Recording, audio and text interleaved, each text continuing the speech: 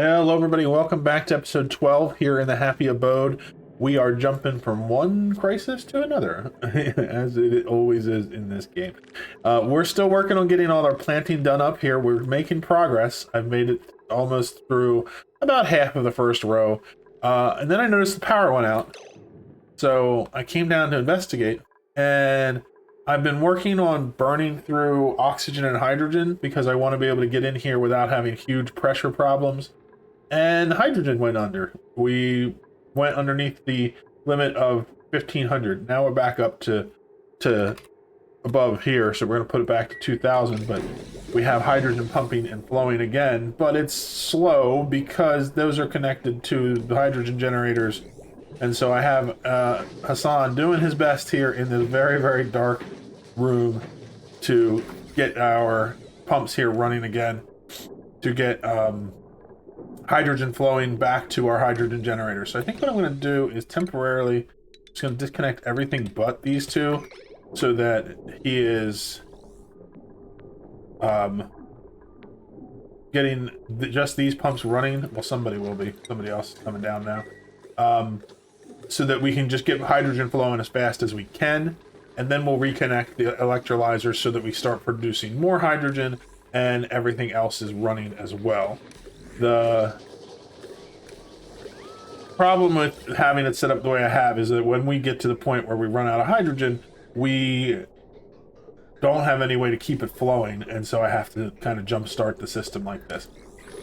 That is fine, because today I am going to take a episode to, or maybe even, it may not even take the whole episode, but take some time to get all of these natural gas geysers that we have just been neglecting and not taking advantage of.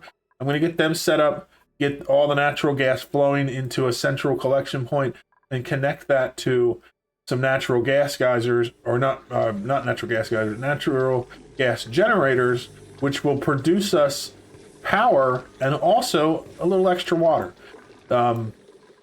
So that is going to solve this problem, and it's going to help us get more water going into our system up here. We also need to work on automating this so that we're not just constantly turning water into oxygen unless we need it, because these all go dormant at the same time, and that causes us problems where we run low on water. For the meantime, we have a ton of excess water up here I can dump into our system when we start to run low and just start processing it. But that's not an infinite resource. Eventually we're going to get this bottom completely pumped out, and we will, this is just water we've collected from the map. And while it'll last us a couple hundred cycles, we're not getting any more of it. So that's what I want to focus on today. We're going to get the natural gas up here. We're going to get that so that we have everything running and working. And we are going to also work on changing this up. I may move the whole thing, though. Even though the hydrogen is low, we're at 2K here. The issue is the oxygen is still really condensed. If we look at the overlay, you can tell the darker the color, the more oxygen in there. It's really easy to see, and it's 1.5 thousand kilograms, so it's like 1,000 times more than the oxygen out here. So if I were to break into here just like it is, we would have a big oxygen bomb, which would fill the whole base with very, very condensed oxygen, which wouldn't hurt anybody, but it would cause a lot of popped eardrums, and I don't want to do that. So I have to determine what I'm going to do with that. I can build a vacuum lock and get in here to do maintenance, but I think that we might do better off calculating some things like how how much water we're actually going to have once we're all said and done, and exactly how much of this we want to run, and doing some automation to shut it on and off when we don't need it. Because we've been running this constantly because we needed the hydrogen to power the base. Now that we're not going to be using hydrogen to power the base anymore, we can change up the way we're doing things.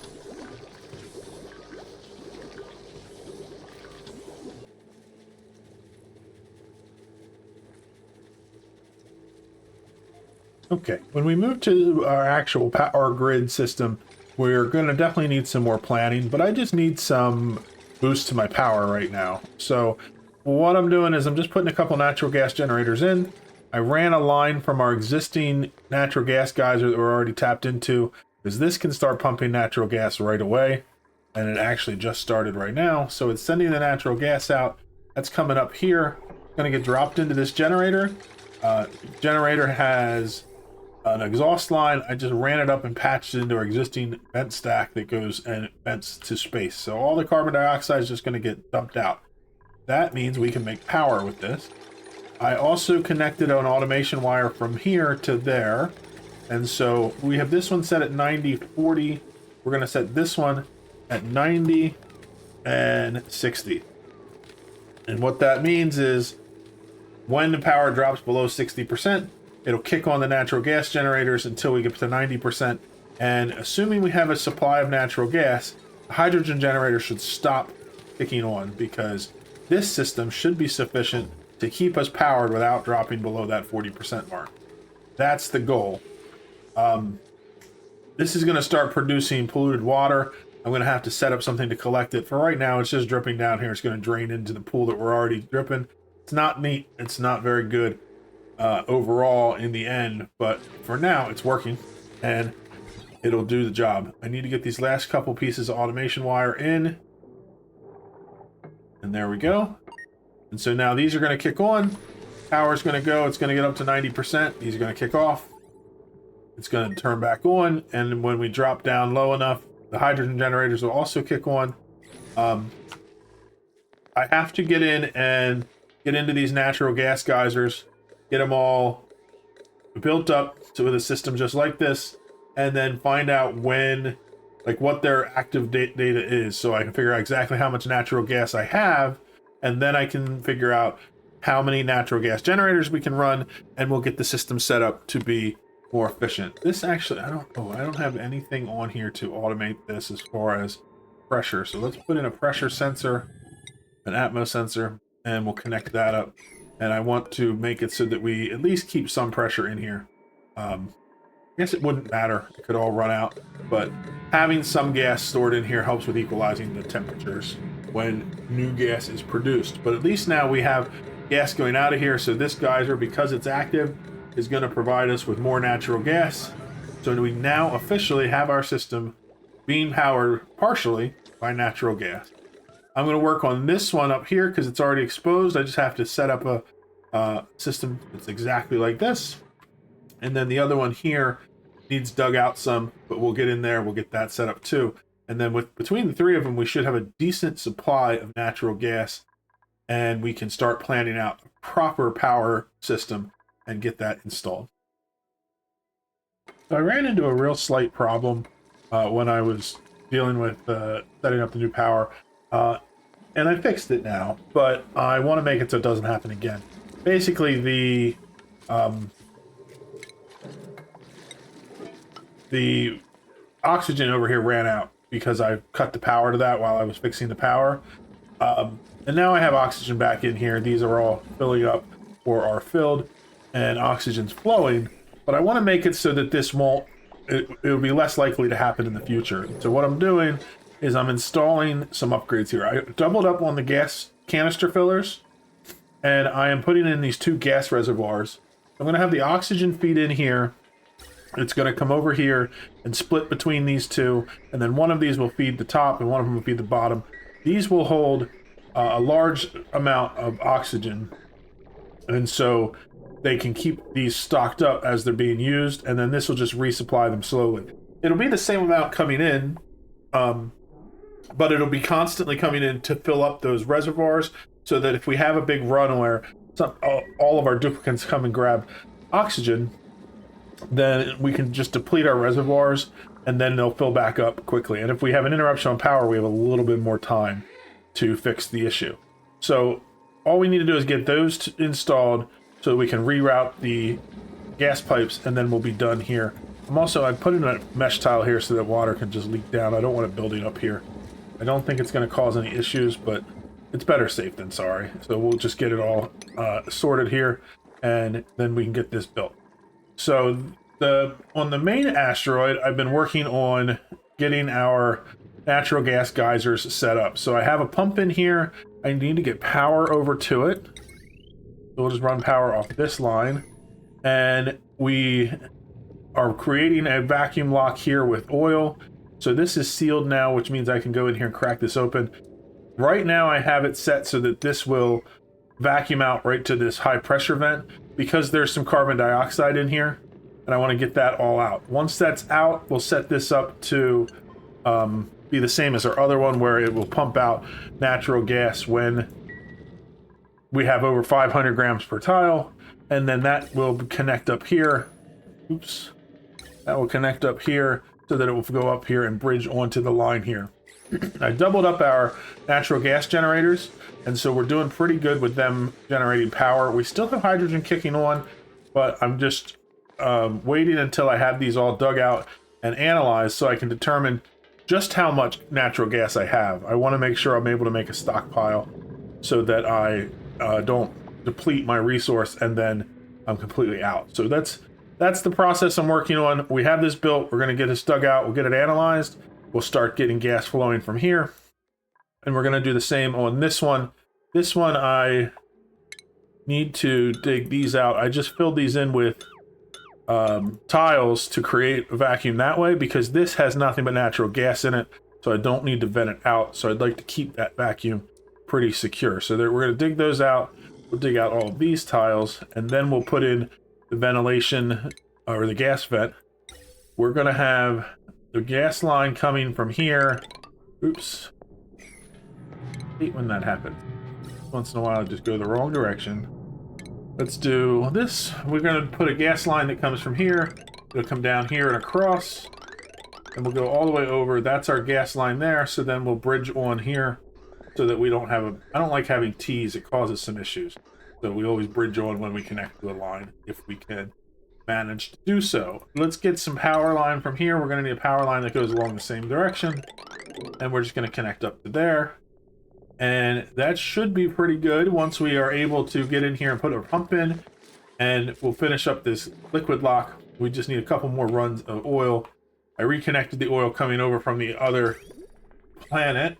I'm going to turn that off again for now, just because I might want to be able to send something else. We'll disconnect that. That means that it will drain out that oil as we use it. And we'll have this oil here to use over here for now. So, slowly making progress. Like I said, this one is the same way. I want to get in here. We'll get our pumps running. And then we will get a researcher in there to do the research so that we can figure out exactly what we have and then set up a proper system to be able to utilize the natural gas at the best efficiency we have. Also, I built these tiles around the outside because I had built this with regular tiles and I want them to be insulated. So I just did that so I can build these without any gases escaping. So they're going to finish these tiles. I'll rip off the scaffolding and the tiles, and then this will be done once the liquid lock is sealed and all the research is finished. So let's analyze that. And it just so happens our researcher's right there. And we'll analyze this one as well. So this is pumping out the carbon dioxide. We don't have that much in here, so it shouldn't take long. And then we'll connect this one up and get this natural gas coming out. I don't know if this is active right now. Oh, it says dormant. So this one's dormant. We have time to get it working. This one is active, but I want to know how much we're getting from it. And also that means I want to start getting this natural gas out because we're overpressured on gas here. That means when this goes and starts pumping, if there's nowhere for the gas to go, then we're just going to lose some. And we have been for a couple hundred cycles, so it's not a big deal. But I do want to get it. Now that I'm trying to tap into it, I want to get it as much as I can. We're not going to be able to reach that tile, so I'm going to break these so I can get to it. Also going to break all of those. Actually, let's leave the top one because we need to be able to get across to the ladders, and then we'll rip it out on the way back out. So if we remove that, they'll be able to build this tile from diagonally. Get rid of this ladder. And this one. And then this one. And then finally we'll pull these last two off.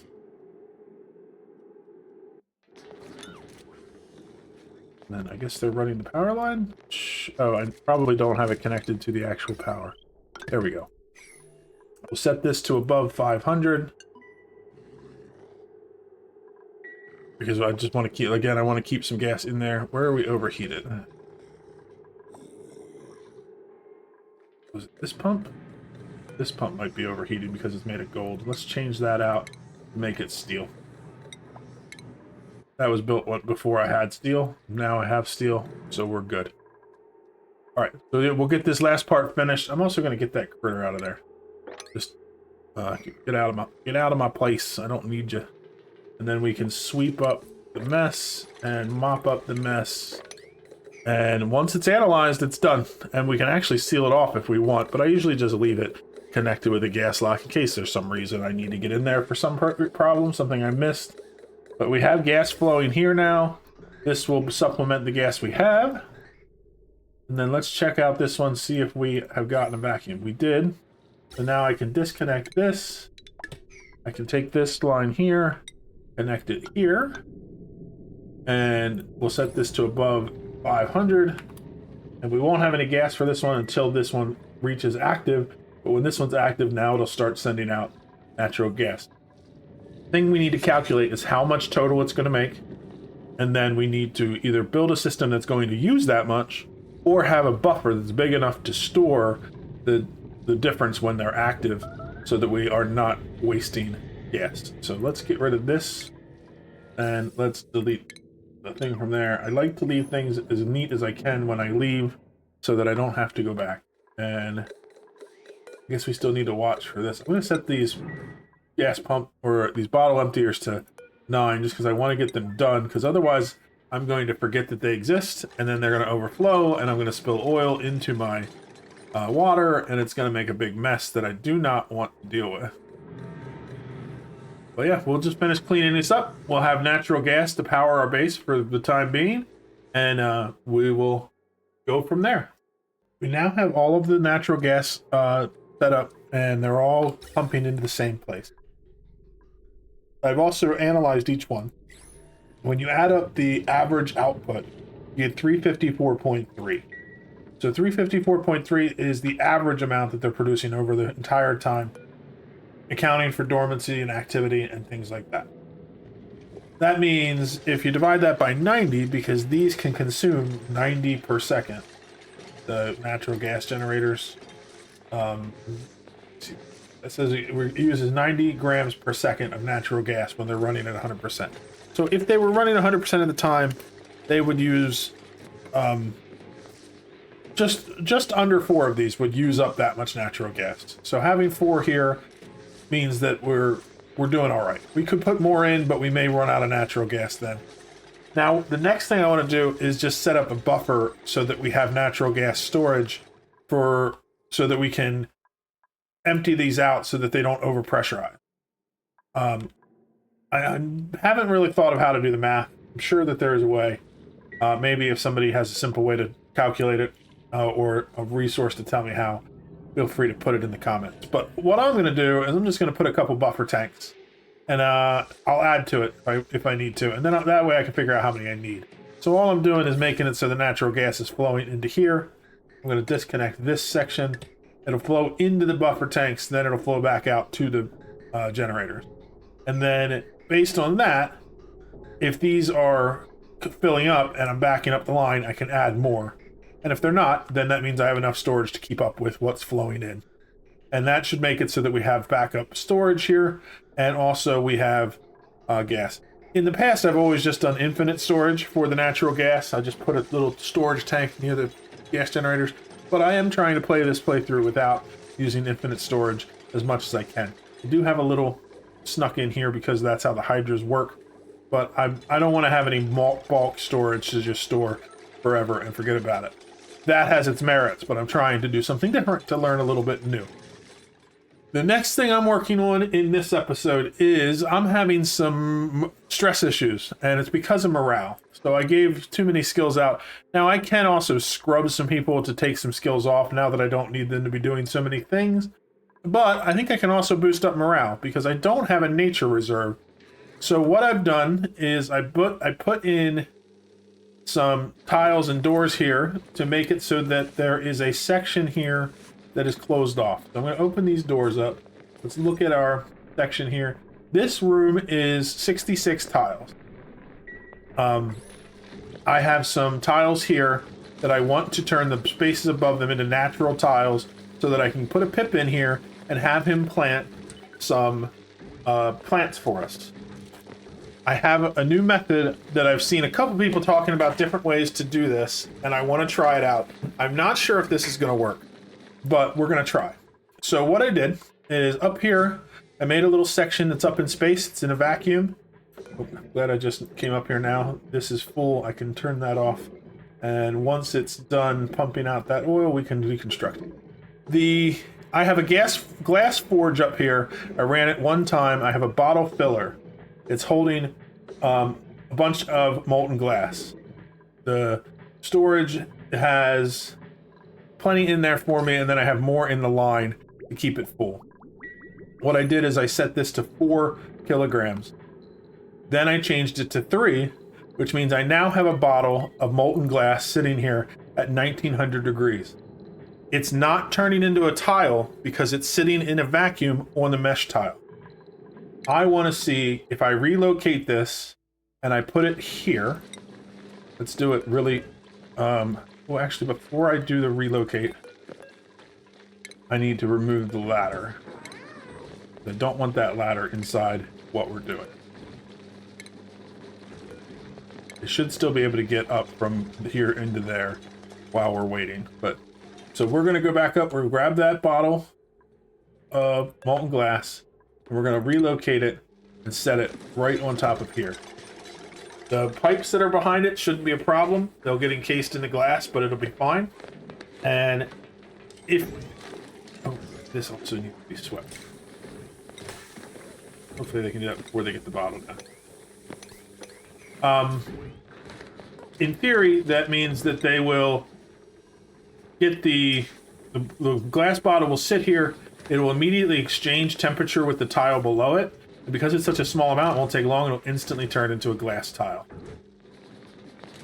We'll see if that works. As soon as we get this debris swept up, then I'll make this high priority so they come down here and do it quickly. And I'm hoping it works because it'll be a really, really simple way to create natural tiles for this specific case. Because running piping in here to have glass running through the pipe to do it with the method I used for our bristleberry farm is problematic. This would be so much easier to just be able to create tiles of glass anywhere I want, at any size I want, manually. Being a little bit more micromanaging than I need to be, but I've just checked. Nisbet is the one who is delivering my glass. I checked her schedule. She just started a day shift. My concern is if she was in the middle of a shift when she picked it up and then she ran off for lunch, she would just set it down there and I would have a glass tile that might be in a spot that I don't want.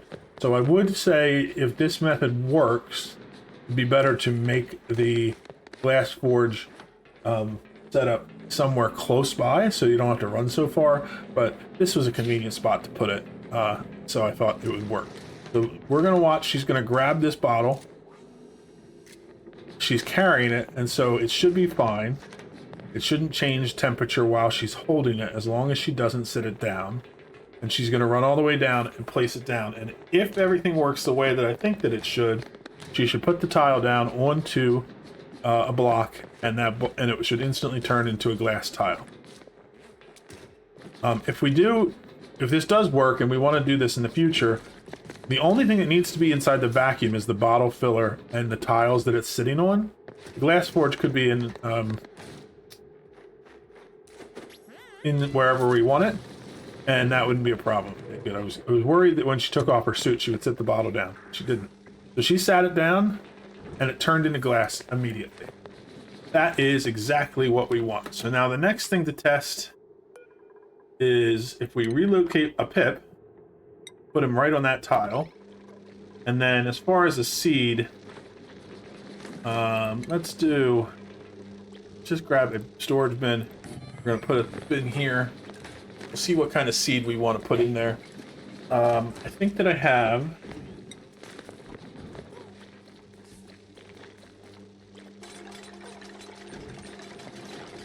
I think that we could easily do something like Buddy Buds, or we could just do the Mirth Leaf. Mirth Leaves are always good. So if we go in here and we set Mirthleaf Seed, set this to priority 9. Just get them up here so I have them. And then I'm going to take one out and I'll put it up here. I'll put the pip on that tile, and that pip should plant. No problem at all. So let's take this. We're going to uncheck the seed so that they fall on the floor. And let's move those seeds up top. Now let's set this to high priority because I want somebody to go grab me a pip and grab me that seed and get them both sitting there, and we'll see if that pip plants for us. Let's see. All right. Liam is going to grab a pip.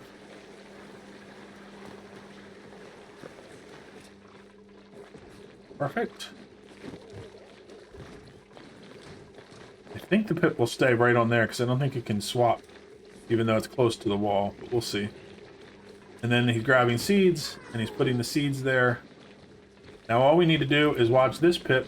Pip can only navigate around that block, so it should see that and be like, there's no other plants nearby. Let's plant this seed. Come on. Do it quick for us. Alright, I feel like I've gotten this down, and so I'm going to do the last tile here together and just give you some tips I figured out as I went. So I've made these all natural tiles. I got one mirth leaf planted. We're moving the pip back in to get that. Apparently they can jump across to the other walls sometimes, so we're closing up some doors to make it so that they can't do that.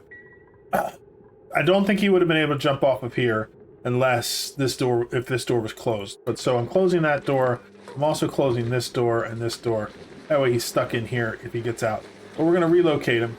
Now, to do the last tile, if we go up here, the first question is how to get this 1 kilogram blob out of the bottle filler.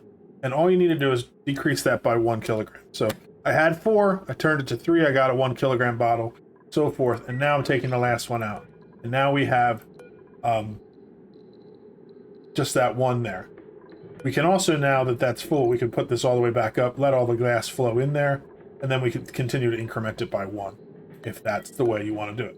Now, when you relocate it, I assign it as a relocation order, and I put it here. I put that order as a high priority. That way I know somebody will get assigned to it right away. You can see who it is, and you can select them. And then I check their schedule. Here's Nisbet. She is only four parts of the day away from being at the point where she's going to drop a bottle, run away. So I don't want to use her. I want to use one of these guys. So I'm going to do a move to command on her and send her somewhere else. That means she'll stop doing this, and because this is on high priority, it immediately gets reassigned to somebody else. Now we can go find Liam, and Liam is on a schedule the same as Nisbet. So we'll do the same thing. We select him, we tell him to move somewhere, he loses that command.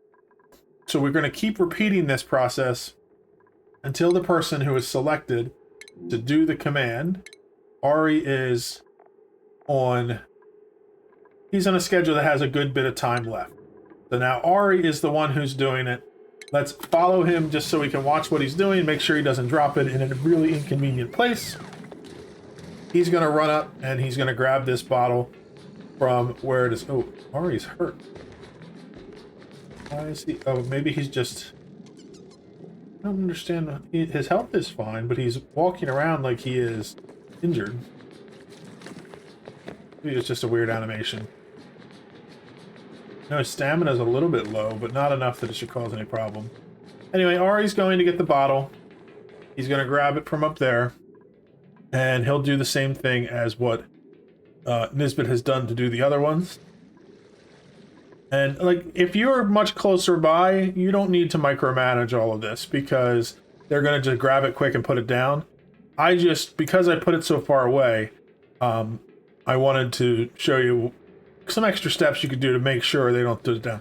If they do drop it, it's also not the biggest deal in the world. You just dig it out and then you can make some more glass and repeat the process.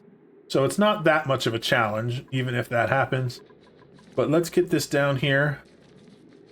I can also answer the question of will a pip plant a seed if you're watching them? And the answer is a resounding no. It's just like a pot boiling. If you watch it, it'll never happen. As soon as I went away is when he planted this one. Because I was sitting there watching. I decided, well, I'm going to move these tiles. And then he planted. So once he gets this tile down, we're good. We'll remove this. Now this pip, if we look at him, no more follow. If we look at him, you can see navigation. He can go to anywhere on these two tiles, which means that this seed will be able to be planted. And this seed will only plant as long as there is no plants within the range. And the range goes 5 blocks up. So it's 1, 2, 3, 4, 5. So we're good up to the top. And it goes 6 blocks down. So 1, 2, 3, 4, 5, and 6. So we're good this way. And we can have 2 plants in any direction. So these don't count. These don't count. So this one should plant. And then this one should plant. And then we can move him up here and get the last one planted. So then all we have to do is take a nature reserve sign or a park sign and plop it down in here. And once this pip finally decides he's going to plant those seeds for us, which eventually he will because he did plant this one, then we will have 4 naturally planted tiles in here. And that is what we need to make a nature reserve. Unless they have changed it or I forgot. 4 wild plants in a park that is 32 tiles. So we'll get the park bonus when he gets 2 plants, and then we'll get the nature reserve once he gets 4, and that'll help with our morale. So I'm not gonna sit here and watch him. I'm gonna let him do his thing, get the seed planted, and then we'll come back once they're all planted, and I can show you the final product. Nature reserve is done. I want to tell you the guide that I use for pip planting, which everybody should use. Just search for pip planting. The first Reddit post that comes up. Is very, very knowledgeable. It says that whenever the pips won't plant, it's always rule number 1. There's another plant in the way. I sat here trying to figure out what made these 2 spots different than these 2 for the longest time. And I was counting wrong. So when you're counting, the area that you need to make sure there's no more than 2 plants in is 5 above, 5 to the right, 6 left, 6 down. So 1, 2, 3, 4. It counts from the tile you're building in. 1, 2, 3, 4, 5. All good. These plants are above. 1, 2, 3, 4, 5. No plants that way. I was counting from the plant. 1, 2, 3, 4, 5, 6. No plants this way. Problem is you count from the tile. 1, 2, 3, 4, 5, 6. And then these tiles here had mealwood in them, so the pips wouldn't plant these 2. I took out the first 4 here just to make it easy. They planted immediately. I put them back in, and now we're all good to go. And we have our nature reserve, which is awesome. +6 morale. Stress is fixed. Everybody's losing their bit of stress that they have. We're all groovy. This is working great. I also decided while I was at it that I would put in a pip farm up here next to our hatch farm. Just because this one's always kind of been off-centered and out of the way and in the way, and I just want it up here. And it was so easy to do those natural tiles that I figured now's the time to do it. I put in 1 pip so far just because I built this here so the new ones are getting dropped off there. I am deconstructing this, and I'm going to get them up there. I need to get this automation stuff in. I'm going to change the priority on that so my mechatronics guy does that instead of whatever he's off doing. Once we get that put in, it'll automatically put the pip eggs down here. This will be our new home for pips. We also have thimbleweed seeds in here. I have a bunch of them, way more than I need. So the pip will grab them and plant them in here, and then we'll just have to work our way to the other side, just like we are in our other farm. I figured I want to knock this all out at the same time, because once I have them done with the pip planting stuff, I'm going to take a break from it. They're very frustrating at times. Okay, so now we have these pips can stay down here until we get the mechatronic stuff in place. Once that's working and it will be able to handle the eggs, I will relocate these guys up to their farm and we can get rid of this old one. We need the thimbleweed planted as well so that they have spaces for our food for our pips to eat, because they eat the growing thimbleweed. So basically we've set put it in there, and then we set it to no harvest. And that way the pips can eat it. We were able to keep a pretty stable population with just these. This one has a little bit more just because it worked out space-wise. And they should plant here no problem. 1, 2, 3, 4, 5. We're good. As long as we start here and go this way. The reason you got to start on the right is, let's say you started here. When you go to plant this one, 1, 2, 3, 4, 5, 6. This plant is in the way. So if this one's planted, this one's planted, this one's planted, this one won't. Whereas if you start here, then when you get to this tile, we go 1, 2, 3, 4, 5. These 2 plants will count, but this one won't, and so this one will plant. And then we start, so we start from the right, and we slowly put in one at a time. And that's what we're doing up here with a slightly different layout because they are just one apart from each other instead of in groups of 3. The math says that this one is better slightly as far as fitting more into space, but that over the larger the run, the smaller the efficiency is, and I don't care. This one was just easier for the layout, and this one fits better here. That's what I am doing. So we're going to get the mechatronic stuff put in, we're going to get the pips moved up here, and we're going to continue our process of planting up here. I have these all set to manual harvest instead of wild harvest. So wild harvest means they just drop off when they're enabled for harvest. You can see we got 3 more seeds already. So when the pips come in and do it, they not the pips, the dupes come in and do it. They harvest. They get a better chance to get a seed, and I need more seeds to do the ones down here. So we're gonna let these grow for a while. Once I have enough seeds to do another row, move the pip down and start working.